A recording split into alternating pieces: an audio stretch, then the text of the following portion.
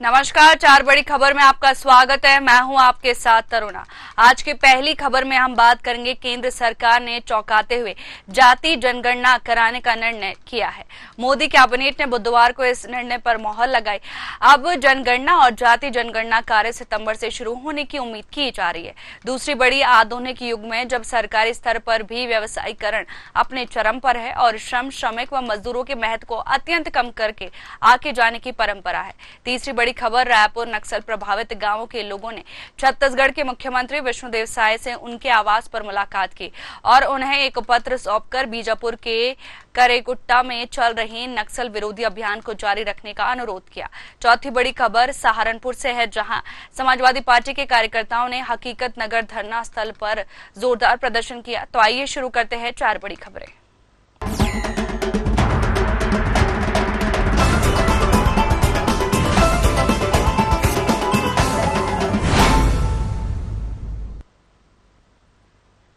केंद्र सरकार ने चौंकाते हुए जाति जनगणना कराने का बड़ा निर्णय किया है। मोदी कैबिनेट ने बुधवार को इस निर्णय पर मोहर लगाई है। अब जनगणना और जाति जनगणना कार्य सितंबर से शुरू होने की उम्मीद की जा रही है। इस निर्णय से राजनीतिक हलचल भी तेज हो गई है। केंद्रीय गृह मंत्री अमित शाह ने कहा कि यह ऐतिहासिक निर्णय है। वहीं कांग्रेस समेत विपक्षी दलों ने इस निर्णय को अपनी जीत बताया है। जनगणना में करीब 1 साल का समय लग सकता है।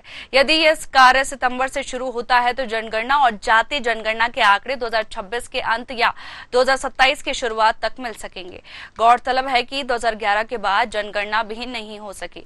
2021 की जनगणना कोविड के चलते लगातार टाली गई है। केंद्रीय कैबिनेट की बैठक में 3 बड़े निर्णय लिए गए। इसमें जाति जनगणना का सबसे अहम निर्णय शामिल है। केंद्रीय मंत्री अश्विनी वैष्णव ने बताया कि जाति जनगणना को मूल जनगणना के साथ ही कराया जाएगा। उन्होंने कहा कि सरकार सभी वर्गों के हित में प्रतिबद्ध है। इसके पहले भी जब समाज के गरीब वर्गों को 10% आरक्षण का प्रावधान किया गया, समाज के किसी घटक में तनाव उत्पन्न नहीं हुआ था। भले ही केंद्र सरकार 4 जातियों में गरीब, किसान, युवा और महिलाओं की बात की हो, लेकिन विपक्ष बार बार मुद्दा उठाने पर अब सरकार जातिगत जनगणना करा रही है। ऐसे में विपक्ष के हाथ से एक मुद्दा तो चला गया। वहीं जातिगत आंकड़े सामने आने के बाद बिहार और उत्तर प्रदेश जैसे राज्यों में बीजेपी के लिए सोशल इंजीनियरिंग और आसान हो जाएगी।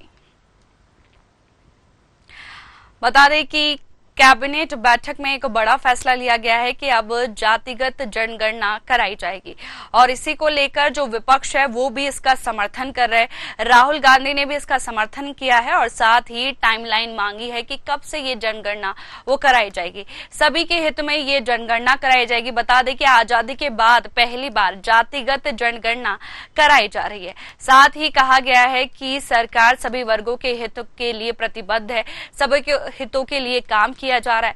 साथ ही आपको बता दें कि जब समाज के गरीब वर्गों को 10% आरक्षण का प्रावधान किया गया और समाज के किसी घटक में तनाव उत्पन्न नहीं हुआ था।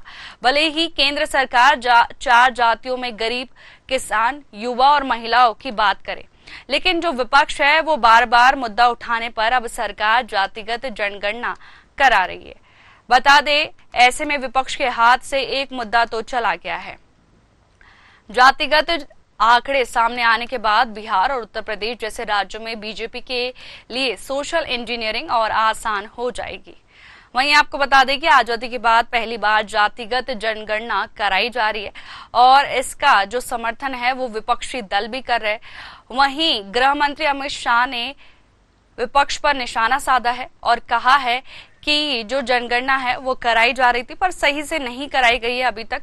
साथ ही तेलंगाना में भी जनगणना कराई गई थी, साथ ही वहां पर सर्वे किया गया था, जनगणना पूरी नहीं हो पाई थी। वहीं आपको बता दें कि 2011 में जनगणना कराई गई थी जो कि आधी रह गई थी क्योंकि कोविड आ गया था और उसके बाद में अब जातिगत जनगणना कराई जा रही है।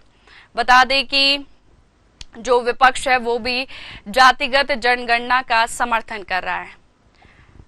आजादी के बाद यह दूसरी बार जातिगत जनगणना करवाई जा रही है। वहीं आपको बता दें कि जो विपक्षी दल है वो भी इस जातिगत जनगणना का समर्थन कर रहे हैं और साथ ही उनका कहना है कि काफी समय से वो तो इस बात की जातिगत जनगणना का समर्थन करते हैं और काफी समय से वो अपनी मांग भी उठा रहे हैं। एक तरह से देखा जाए तो कांग्रेस हमेशा जनगणना की मांग उठाती है पर अभी तक करवा नहीं पाई है। ऐसा लगातार देखा गया है क्योंकि जब उनकी सरकार थी तब भी वो जनगणना नहीं करवा पाई थी कांग्रेस।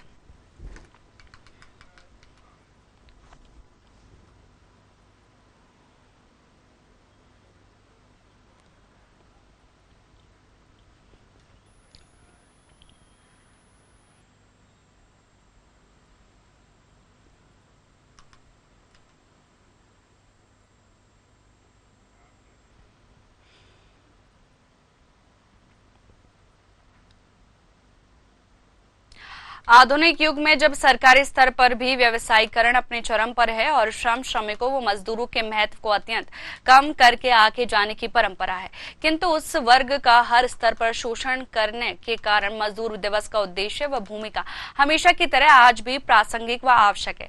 यह बात बसपा प्रमुख मायावती ने गुरुवार को सोशल मीडिया प्लेटफॉर्म एक्स पर लिखा।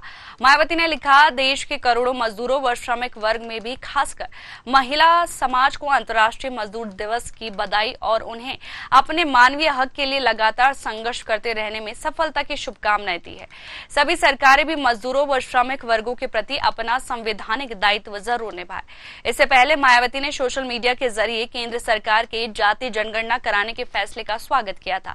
उन्होंने एक्स पर लिखा था, देश में मूल जनगणना के साथ ही जातीय जनगणना कराने का केंद्र सरकार द्वारा आज फैसला लिया गया। बीएसपी इसकी मांग काफी लंबे समय से करती रही है। उम्मीद है कि सरकार जनगणना के जन कल्याण के इस फैसले को समय से जरूर कराएगी। वहीं आपको बता दें कि इस खबर पर ज्यादा जानकारी के लिए हमारे साथ राजनीतिक विश्लेषक मनीष अग्रवाल जी जुड़ गए। मनीष जी, आपका बहुत बहुत स्वागत है न्यूज आवर 24/7 पर। जैसे देखा गया है कि जो जातिगत जनगणना है उसका मायावती ने भी समर्थन किया है और साथ ही आज अंतर्राष्ट्रीय श्रमिक दिवस है, उसको लेकर भी सरकार पर निशाना साधा है और सरकार को कहा है कि मजदूरों का दायित्व समझे। इसको लेकर आप क्या कहेंगे? देखिए, सरकार ने जो जनगणना वाला फैसला करा है वो सरकार ने इस बार फिर एक मास्टर स्ट्रोक लगाया है। विपक्ष की जो पूर्ण पेंडिंग डिमांड थी उसको सरकार ने मान लिया है। अब विपक्ष कुछ दिन इसे अपनी विजय के रूप में बोलेगा, लेकिन जब उनकी डिमांड पूरी हो गई तो वो मुद्दा खत्म हो जाता है। क्योंकि मुझे लगता है बिहार के चुनाव में और बंगाल के चुनाव में ये बड़ा मुद्दा होके आता तो केंद्र सरकार ने पहले ही इसका निराकरण कर दिया है। दूसरी चीज, मायावती जी ने जो आज लिखा है बहुत अच्छी बात है, लेकिन मायावती जी अगर ट्विटर से या एक्स से या पोस्ट के बहाने अपनी राजनीति चलाना चाहती है तो आज के समय में वो बहुत मुश्किल है। दलित वोट बैंक उनके पास से जाता जा रहा है और अगर उसको उसने फिर से वापस पाना है तो उन्हें इसके लिए जमीन पे उतरना पड़ेगा, पोस्ट करने से नहीं होगा। श्रमिकों का ध्यान सबको रखना चाहिए, लेकिन सिर्फ श्रमिक दिवस के दिन अगर ऐसे पोस्ट करने से श्रमिकों का हित हो जाएगा तो मुझे ऐसा नहीं लगता है। इसलिए मायावती जी को श्रमिकों के हित के लिए जमीन पे उतरना पड़ेगा और केंद्र सरकार ने अपने इस एक फैसले से विपक्ष की जितनी भी ब्रांडिंग और इमेजिंग उन्होंने क्रिएट करना चाहिए थी इस आंदोलन के लिए वो खत्म कर दी। जी, केंद्र सरकार को अभी ही ये फैसला क्यों लेना पड़ा जातिगत जनगणना का? केंद्र सरकार ये समझ रही थी कि इस मुद्दे के कारण उन्हें 2024 के चुनाव में सेटबैक मिली थी। अब केंद्र सरकार ये देख रही थी कि केंद्र सरकार ने हो सकता है अपनी एनालिसिस करी हो कि बिहार के चुनाव में भी ये मुद्दा उन्हें बैकफायर कर सकता है, तो सरकार ने समय रहते इस मुद्दे की घोषणा कर दी, जिससे कि बिहार के चुनाव में आचार संहिता लगने से पहले ये घोषणा हो जाए, वरना ये माना जाएगा कि इस वजह से ये घोषणा करी गई है। सरकार ने इसकी स्टडी कर रखी थी, सरकार को ये मालूम था कि 2024 में हमें इसके कारण क्या परेशानियां हुई थी, तो सरकार ने विपक्ष के हाथ से एक मुद्दा और ले लिया चुनाव आगे आने से पहले। जी, जातिगत जनगणना से कौन कौन सी चुनौतियां सामने आने वाली है?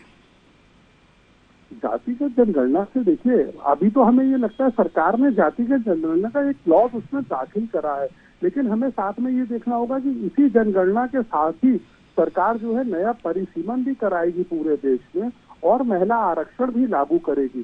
तो ये एक लॉन्ग टर्म एक्सरसाइज है और इससे भारत की राजनीति में बहुत बड़ा बदलाव आएगा, क्योंकि जो नया परिसीमन होगा ना उससे पता चलेगा कि कितनी सीटें किस राज्य में सांसदों की बढ़ रही है, किस राज्य में कम हो रही है।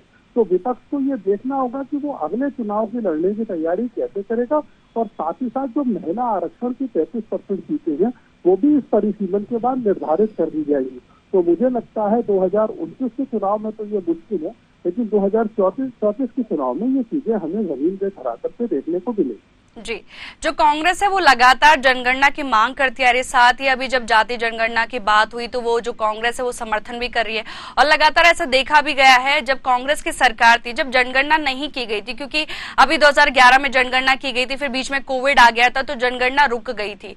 और अभी राहुल गांधी ने जब जातिगत जनगणना की मांग उठी है तो उसकी टाइमलाइन भी मांगी उन्होंने। देखिए, ये जनता को समझना पड़ेगा, कांग्रेस ने इस देश पे 55 साल शासन करा, कभी जातिगत गणना नहीं कराई। भारत के इतिहास में, आजाद भारत के इतिहास में ये पहली बार हो रही है। दूसरी चीज हमें ये देखना होगा कि कांग्रेस ने जो 2011 में जनगणना कराई थी, जिसका डेटा उन्होंने 2014 तक पब्लिश नहीं करा। अब उस डेटा में उन्होंने क्या ऐसा देखा था ये तो वही बता सकते, लेकिन मुझे लग रहा था उन्हें अपने हित का डेटा नहीं दिख रहा था। तो उनकी एक मांग तो सरकार ने पूरी कर दी है, लेकिन अब रीजनल पॉलिटिकल पार्टीज को ये भी स्टडी करना पड़ेगा कि इस डेटा का उनके चुनाव पे क्या इम्पैक्ट आएगा, क्या वो उस इम्पैक्ट के लिए तैयार है, क्योंकि सिर्फ इस जातिगत जनगणना से उन्हें फायदा नहीं होगा, नुकसान भी होगा। दूसरी एक चीज हमें और देखनी पड़ेगी कि जातिगत जनगणना क्या सरकार परिसीमन में भी इस्तेमाल करेगी, क्या उसका परिसीमन में भी कोई बदलाव आएगा। ऐसा तो नहीं कल को विपक्ष को ये मांग पूरी होने का खामियाजा भुगतना पड़ेगा, क्योंकि सरकार ने भी बहुत सोच समझ के ये डिसीजन लिया होगा, इसकी बहुत सी स्टडी करी होगी। खाली ये सिर्फ इसलिए डिसीजन नहीं लिया होगा कि ये कांग्रेस या विपक्ष की मांग थी। सरकार ने इसे उचित समझा है तो किन कारणों से समझा है ये हमें समय आने पे पता चलेगा। जी, तमाम जानकारियों के लिए आपका बहुत बहुत शुक्रिया। धन्यवाद।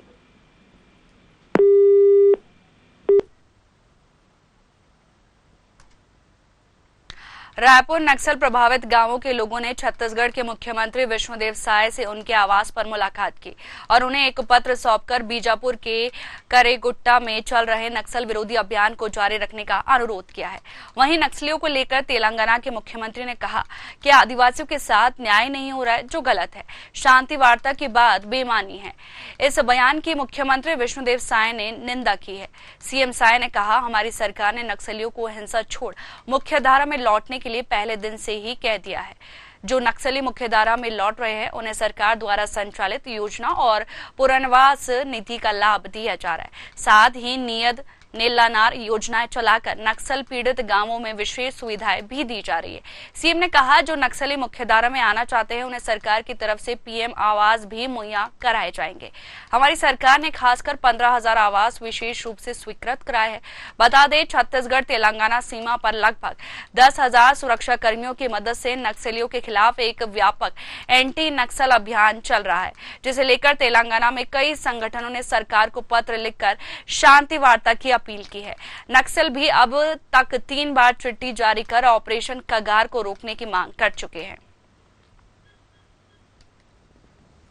सुकमा, बीजापुर और कांकेर क्षेत्र से जो नक्सल पीड़ित हैं, जिन्होंने नक्सलियों के कारण किसी ने अपनी आंख खो दी, किसी ने पैर खो दिया, कोई अपाहिज हो गए, ऐसे सभी मिलके आज यहाँ पर मुलाकात करने आए हैं और एक आवेदन लगाए हैं और आवेदन में आग्रह किए हैं कि अभी जो करेगुट्टा पहाड़ी में जो छत्तीसगढ़ और तेलंगाना के बॉर्डर में है, उसमें जो नक्सल ऑपरेशन चल रहा है उसको जारी रखने के लिए आवेदन लगा रहे हैं।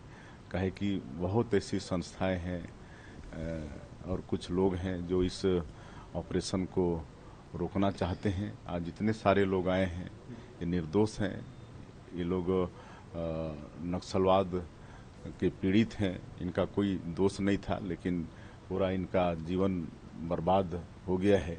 और इनको देखने मिलने के लिए आज जो भी संस्थाएं हैं या जो भी व्यक्ति यहाँ से लेकर दिल्ली तक इस ऑपरेशन को रोकने का प्रयास कर रहे हैं और उसके फेवर में वातावरण बना रहे हैं, कभी इनसे वो मिलने नहीं आए, कभी इनका दुख सुख नहीं पूछे और जो लोग इनका जीवन बर्बाद किए आज उनके फेवर में ये लोग माहौल खड़ा कर रहे हैं। तो वही आग्रह करने यहाँ पर आए हैं कि ऑपरेशन जारी रहना चाहिए और आज ये महामहिम राज्यपाल महोदय से भी मिलके भी उनसे भी यही गुहार लगाएंगे। वहीं इस खबर पर ज्यादा जानकारी के लिए हमारे साथ राजनीतिक विश्लेषक अतुल मिश्रा जी जुड़ गए। अतुल जी, आपका बहुत बहुत स्वागत है न्यूज आवर 24x7 पर। तेलंगाना सीएम का बयान सामने आया, उन्होंने कहा है कि आदिवासियों के साथ न्याय नहीं हो रहा है, जो कि गलत है और ये शांति वार्ता एक बेईमानी है। इसको लेकर आप क्या कहेंगे? साथ ही सीएम विष्णुदेव साय ने उनके बयान की कड़ी निंदा की है। देखिए मैडम, ये 1967 से सब चल रहा है, आज से नहीं चल रहा है। और इसके लिए आप खुद इस चीज को समझिए कि हमारे जो गृह मंत्री जी हैं इस पर अपना बयान भी दे चुके हैं कि 2026 तक हम इसको खत्म करके ही मानेंगे। उन्होंने इस चीज को कह भी रखा है, चाहे आप इसको नक्सल के शब्द में इस्तेमाल कर सकती हैं या विद्रोह के शब्द में इस्तेमाल कर सकती है। तो 1967 से जो चीज चली आ रही है, और सबसे पहले आपको बताएं ये जो नक्सलवाद है, ये नक्सलवाद जब शुरू हुआ था तो उसकी नींव भी पश्चिम बंगाल के नक्सलवादी गांव से ही पड़ी थी और ये बढ़ते बढ़ते इतने एरिए तक आ गया। तो हमारे जो गृह मंत्री हैं उनके द्वारा सब साफ शब्दों में कहा गया कि हम इसको नक्सल से प्रभावित एरियो को मुक्त कराएंगे, यहाँ की जनता शांति से रह सके। और आपने विष्णुदेव साय जी का नाम दिया, उन्होंने इस चीज को कह भी रखा है कि हम अगर इस क्षेत्र में हैं और हम यहाँ सरकार को चलाते हैं या हम इसका प्रतिनिधित्व कर रहे हैं तो जनता की सुरक्षा हमारी जिम्मेदारी। और आप तो खुद मीडिया वाले दिखाते हैं कि लगातार इस चीज पर सरकार अपना काम कर रही है जी। ये आज उसे नहीं कर रही है। और गृह मंत्री जी इस पर लगातार बयान भी देते रहे और पुरजोर कोशिश भी करते रहे कि हम वहां जाकर भी इसके लिए कुछ ना कुछ करें जी। तो इन चीजों का कोई तारतम्य नहीं बनता है कि इस तरीके की वार्ताएं की जाए। एक तरफ आप देखिए, आप पाकिस्तान वाला मामला भी आ गया है। तो ये राजनीति जो है, ये देश को पहले ना रख के राजनीति को पहले रखना चाहते हैं। अब जिस दिन देश को पहले ले आएंगे, नक्सलवाद भी खत्म हो जाएगा, आतंकवाद भी खत्म हो जाएगा, सारी चीजें खत्म हो जाएंगी। तो इन लोग को कहीं ना कहीं अपनी राजनीतिक रोटी सेकने का मौका भी तो मिलना चाहिए और उस मौके की तलाश में हमेशा रहते हैं कि अब पाकिस्तान का जो अभी हुआ है पहलगांव वाला, उससे आप शिक्षा ले लीजिए ना कि इतने राजनीतिक दल हैं और सब लोग उस पर वार्ता कर रहे हैं, लेकिन क्या कारण है कि कुछ लोग ऐसे हैं जो उसके अगेंस्ट में बोलना चाहते हैं। पाकिस्तानी उसको पकड़ के उसको प्रोपेगेंडा बना देता है। तो वैसे ही हमारे हिंदुस्तान में भी जयचंद वगैरह ऐसे हैं जिनका काम खाली इतना है उसमें सहयोग करना नहीं है। क्या उनसे कभी पूछा जाता, जरा एक बार नक्सलवाद एरिया में जाकर भी तो देखे ना। अगर वो यहाँ बोल सकते तो वहां भी जाकर देखे। इसके पहले और लोगों की भी सरकार रही। तो आज कितने एरिया बचे अब आप ये बताइए। 14 एरियो को ही खाली नक्सलवाद घोषित किया गया है, 14 एरिया। इसके पहले कितने एरिया हुआ करते थे। तो कहीं ना कहीं नक्सलवाद उन एरियो से खत्म होता हुआ चला आ रहा है। आने वाले समय में ये भी एरिया खत्म होंगे और निश्चित तौर पे ये जो है एक बहुत बड़ी विजय मानी जाएगी मैडम जी। कहीं ना कहीं पहले से जो नक्सलवाद है वो काफी हद तक खत्म हुआ है और गृह मंत्री अमित शाह ने भी कहा है कि 2026 तक लाल आतंक का खात्मा हो जाएगा। फिलहाल तमाम जानकारी के लिए आपका बहुत बहुत शुक्रिया।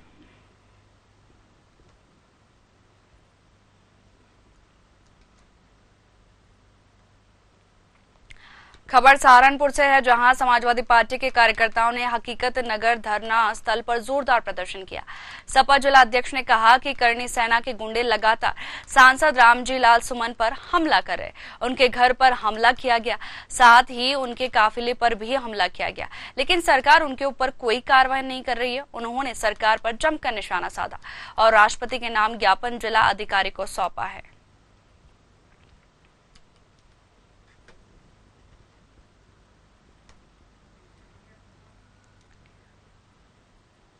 पार्टी राष्ट्रीय माननीय अखिलेश यादव के आह्वान पर पूरे उत्तर प्रदेश के अंदर धरना दिया जा रहा है। जनपद सहारनपुर के अंदर भी उसी कड़ी के रूप में आप धरना स्थल पर यहाँ बैठे समाजवादी पार्टी के कार्यकर्ता पदाधिकारी बैठे हुए हैं और उसमें हमारा जो आंदोलन है या धरना है या हम ज्ञापन देने का काम कर रहे हैं। हमारे सांसद माननीय रामजी लाल सुमन जो है उनके ऊपर घर के ऊपर हमला किया गया।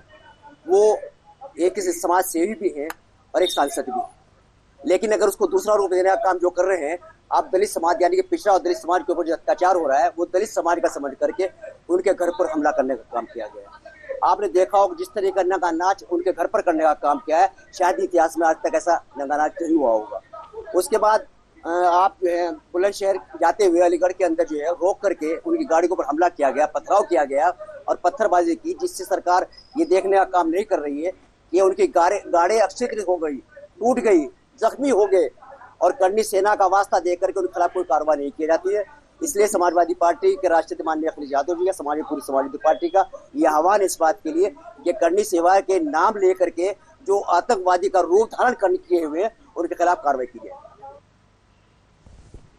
वहीं इस खबर पर ज्यादा जानकारी के लिए हमारे साथ सहारनपुर से संवाददाता पारस पवार जुड़ गए हैं। पारस, रामजीलाल सुमन ने अभद्र टिप्पणी की थी, उसी को लेकर जो समाजवादी पार्टी के कार्यकर्ता है काफी आक्रोश है, साथ ही प्रदर्शन कर रहे हैं। अभी का क्या माहौल देखा जा रहा है वहां पर? जी सर, मैं देखना बताता जिस तरह से समाजवादी पार्टी के जो मुखिया हैं अखिलेश यादव, उनके आह्वान पर पूरे प्रदेश में आज धरना प्रदर्शन था। रामजीलाल जो सांसद है समाजवादी पार्टी के और आज महासचिव भी हैं, तो हर जिले में प्रदर्शन किया। वहीं सहारनपुर में आज समाजवादी पार्टी के जिला अध्यक्ष प्रधान ने बड़े स्तर पर धरना प्रदर्शन किया गया और खास तौर पर वो धरना प्रदर्शन में ज्ञापन देते हुए करनी सेना के ऊपर ये एलिगेशन लगा दिया कि करनी सेना पर किस सरकार जो है, भाजपा जो सरकार है, वो किसी भी तरह की कार्रवाई नहीं कर रही है और यही कारण है कि उनकी गाड़ियों पर जो काफिले पर जो हमला हुआ है वो करनी सेना नहीं करवाया है। तो कहीं ना कहीं खास तौर पर भाजपा सरकार की जो मंशा है, कानून व्यवस्था जो है, कहीं ना कहीं उसमें भी साफ तौर पर यहाँ के जिला अध्यक्ष नहीं फर्क है कि भाजपा सरकार में कानून व्यवस्था आगे कुछ चीज है ही नहीं। जी, रामजीलाल सुमन ने भी ये कहा था कि जिन्होंने बयान दिया है उस पर वो माफी नहीं मांगे और साथ ही जो उनका अभद्र टिप्पणी की थी वो बिल्कुल ही गलत था जो उन्होंने कहा था। साथ ही अभी देखा जा रहा है कि उन्होंने ये जो समाजवादी पार्टी के कार्यकर्ता उन्होंने राष्ट्रपति के नाम भी ज्ञापन सौंपा है। जी तो मैं देखिए बता दूं कि जो सांसद है समाजवादी पार्टी के रामजीलाल सुमन, तो उन्होंने उनका बयान था कि वो माफी नहीं मांगेंगे और जिसका समर्थन अखिलेश यादव जी ने भी कहता ये रामजीलाल सुमन माफी नहीं मांगेंगे। अगर समाजवादी पार्टी किसी कार्यकर्ता को देश से समाजवादी पार्टी सब मोटर दबा देगी तो कहीं ना कहीं अखिलेश यादव जी जो मुखिया समाजवादी पार्टी है उन्हीं के जो दिशा निर्देश में आज धरना प्रदर्शन का आह्वान था, तो कहीं ना कहीं एक बात भी हो जाती समाजवादी पार्टी के कार्यकर्ता है वो इस बात को लेकर पिस्टल भी बना रहे हैं कि रामजीलाल सुमन जो है उन करनी सेना पर हमला किया है, उनके काफिले गाड़ी के काफिले हमला किया है। तो जो जिस तरह के बयानबाजी आ रहे हैं तो साफ तौर पर देखा जा रहा है कि कहीं ना कहीं राजनीतिक से परे पूरा मामला यहाँ साफ नजर आता दिखाई दे रहा है। करुणा जी जी, तमाम जानकारियों के लिए आपका बहुत बहुत शुक्रिया।